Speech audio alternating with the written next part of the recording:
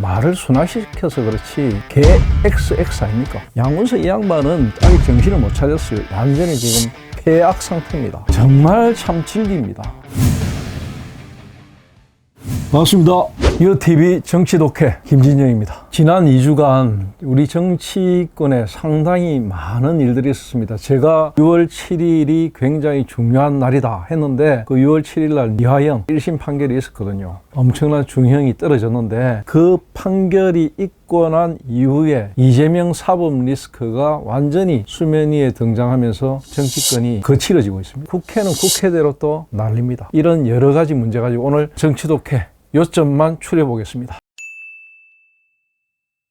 이 이화영 재판이 참 오래 끌었어요. 진짜 상식선에서는 도저히 납득 안 될 정도로 보통의 재판보다 한 1년 이상, 2년 가까이 끌었던 그런 재판이거든요. 재판부 기피 신청까지 해가면서 지연작전을 썼거든요. 4월 10일 총선 전에 1심 판결이 내려지는 것을 막기 위해서 부단히 노력한 결과가 드디어 이제 6월 7일 날 1심 판결이 났는데 예상대로 유죄 판결이 났는데 그 유죄의 어떤 형량 자체가 거의 10년 되니까 상당히 무거워졌거든요. 민주당 같은 경우에 특히 친명계에서는 완전히 지금 폐악 상태입니다. 멘붕 상태거든요. 이 상태가 오기까지 막아보려고 모든 노력을 다했지만 일단 1심 판결로서 정리가 되어버렸죠. 근데 그 멘붕은 뭐냐면 2심 재판부가 신진우 부장판사 그대로 만한다. 이재명 쪽에서는 데미지가 큽니다. 국회가 문을 열면서 법사위를 절대로 놓치지 않겠다. 법사위의 구성 멤버들을 전부 대장동이나 백현동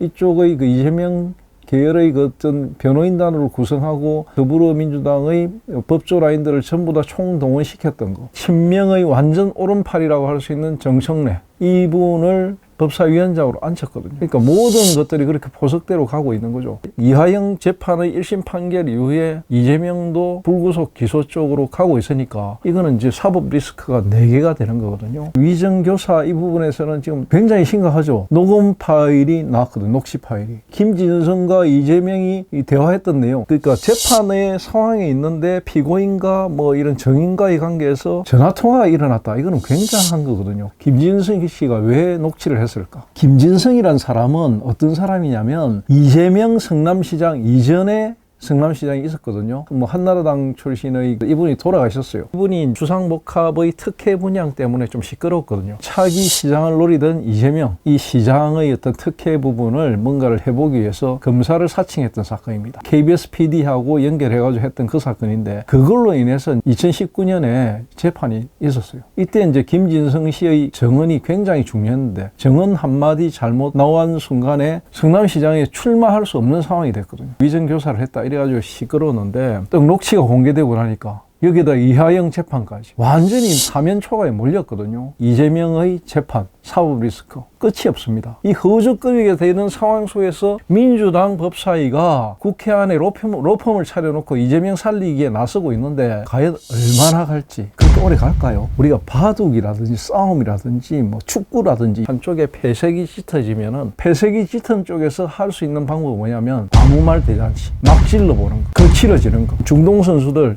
축구할 때 나오잖아요. 태클 막 들어가는 거. 그런 양상이라고 보여집니다. 이재명 대표가 일단 이 언론에 대해서 이제 불을 질렀는데 검찰과 사법 쪽에 출입하는 기자들을 향해서 애완견 발언을 했거든요. 말을 순화시켜서 그렇지 직설적으로 깨놓고 이야기하면 개 XX 아닙니까? 제대로 잘 감시하는 건 감시견이고 말 잘 듣는 건 애완견이다. 결국 개 아닙니까? 근데 양문석 이 사람은 언론학 박사라고 늘 주장하는 사람이 뭐라고 하느냐면 자기가 뭐 키우는 개가 꿈인가 그러면 우리 꿈이를 봐서도 그건 부끄럽다. 애완견까지 달아줘야 되느냐? 그냥 기레기 아니냐? 양문석 이 양반은 아직 정신을 못 차렸어요. 이 양반이 국회의원이 되는 과정에서 어떤 일이 있었는지 여러분들 잘 알잖아요. 이분이 과연 국회의원 배치를 계속 갖고 있을까요? 지금 이런 상황에서 더욱더 중요한 건 개딸을 비롯해가지고 친명그룹에서 뭘 이야기하고 있냐면 판사 탄핵을 이야기하고 있거든요. 기소하는데 마음에 안 들면 검찰 탄핵하겠다. 대통령 마음에 안 들면 대통령 탄핵하고 다 탄핵합니다. 이제는 판사도 탄핵한다. 적어도 판결을 날 때까지 몇 개월 시켜놓으면 또 재판 지연된다. 이런 계산이거든요. 정말 참 즐깁니다. 우리나라 헌법학자들이 최근에 뭐라고 하냐면 한동훈이 제기했던 헌법 84조 대통령은 재임 기간 중에 형사소추를 받지 않는다. 이재명이 대통령이 되는 순간 이 재판은 어떻게 되느냐, 이걸 가지고 논란이 많았거든요. 상당수의 학자들은 대통령 되기 전에 있었던 형사소송 관련은 계속 재판을 진행해야 된다, 이런 쪽이거든요. 헌법을 만들 때 이런 것들은 생각도 안 했다는 거야. 도대체 이 정도 재판이 여러 개 걸쳐져 있는 이런 사람이 대통령 후보가 되고 대통령이 당선된다, 이런 생각은 꿈에도 안 했기 때문에, 그 꿈에도 안 했던 일들이 지금 대한민국에서 벌어지고 있다. 친명그룹의 사람들이 언론에 대해서 굉장히 날선 이야기를 하고 있는 것은 뭐냐면, 언론이 받아쓰기 한다 이러지만 보도라는 거는 일어난 일들을 그대로 받아서 쓰고 논평을 하는 건 다른 부분이거든요. 근데 기본적인 그런 것들을 잘 모르고 이해하지 못하는 것 같고, 제가 지금 언론 35년 생활하고 있거든요. 지금 젊은 기자들, 우리 법조 출입 기자들 자기 소신대로 보도합니다. 뭐 위에서 눈치 보고 이런 기자들이 많이 없어요. 그런 현실도 모르면서 그런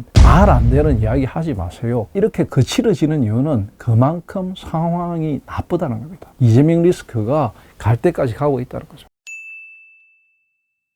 한동훈 비대위원장의 등판은 사실은 뭐 뻔한 거 아닙니까? 지금 이제 국민의힘 상황에서 대항마가 누가 될 것인가, 이 이야기 참 많거든요. 나경원이 이제 대항마로 뜹니다. 뜨면서 나경원이 뭐라고 하느냐면, 뭐 내가 어떤 표라도 다 받을 수 있다, 이런 식으로 이야기하거든요. 친윤하고 가까워지는 것에 좀 부담감을 느꼈는데 이제는 그런 모습들이 없는 것 같아요. 앞서 있었던 김기현 당 대표를 만드는 과정, 어떤 과정이 있었는지 알잖아요. 친윤이 손을 잡고 난 이후에 급격히 새가 불어났거든요. 그런 것들을 나경원은 잘 알고 있습니다. 한동훈이 등판하는 건 당연히 등판할 것이지만 어떻게 대응하느냐, 이 친윤에서. 과거에 김기현 대표 만들 때처럼 드러내놓고 하진 않을 겁니다. 친윤에 대한 반감이 워낙 많으니까. 그렇지만 보이지 않는 손으로 작동해서 어떤 만들어 갈 것이다. 국민의힘에서 한 가지 간과하고 있는 게 있는데, 4월 10일의 총선 민심입니다. 2달 정도 지났거든요. 그 민심이 많이 달라졌느냐? 최근의 대통령 지지율을 보면 압니다. 국민의힘 어떤 지금 방향으로 가야 되는가 스스로 잘 판단해야 됩니다. 이번 4월 10일 총선 결과가 과연 누구에게 책임이 있는가? 한동훈 비대위원장에게 책임이 있는가? 아니면 또 다른 부분에서 책임이 있는가? 스스로는 잘 알거든요. 그 스스로 잘 알기 때문에 당연히 한동훈 비대위원장은 등판할 것이고, 어떤 결과로 만들어지느냐에 따라서 앞으로 국민의힘의 운명은 달라질 것이다. 국회가 문을 연 지가 좀 됐잖아요. 국회의장단 선출, 이걸 이제 11개를 민주당이 갖고 갔죠, 상임위원장. 그러면서 7개는 국민의힘 받아 던져줬는데, 국민의힘에게 7개 던져준 게 전부 허접한 상임위거든요. 그걸 받아가지고 국민의힘이 원구성에 나설 것인가? 모욕을 감수하면서 와신 상담하는 그런 자세를 보일 것인가? 국민의힘에서는 7개 주는 거 받을 수밖에 없을 거예요. 굴욕을 감수해야죠. 총선에 졌잖아. 그걸 안고 절치부심해야죠. 과연 그런 모습을 보여줄 수 있을까? 2주 동안 유심히 지켜보겠습니다.